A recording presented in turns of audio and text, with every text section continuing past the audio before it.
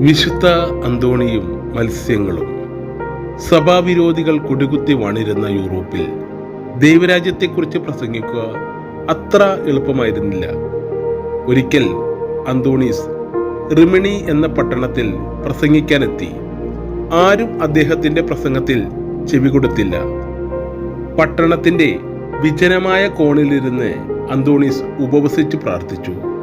പ്രാർത്ഥന കഴിഞ്ഞ് മാരീച്ചിയ നദീതീരത്ത് നിന്ന് നദിയിലേക്ക് നോക്കി മത്സ്യങ്ങളോട് പ്രസംഗിക്കാൻ തുടങ്ങി. പെട്ടെന്ന് നദിയിൽ വലിയൊരു കോലാഹലം ദൃശ്യമായി. വലുതും ചെറുതുമായ മത്സ്യങ്ങൾ നീന്തിത്തുടിക്കുന്ന അവ വെള്ളത്തിനു മുകളിൽ തല പൊന്തിച്ചു അന്തോണീസിനെ ശ്രവിക്കുന്നു. ഇതെല്ലാം ഒട്ടേറെ ജനങ്ങൾ വീക്ഷിക്കുന്നുണ്ടായിരുന്നു.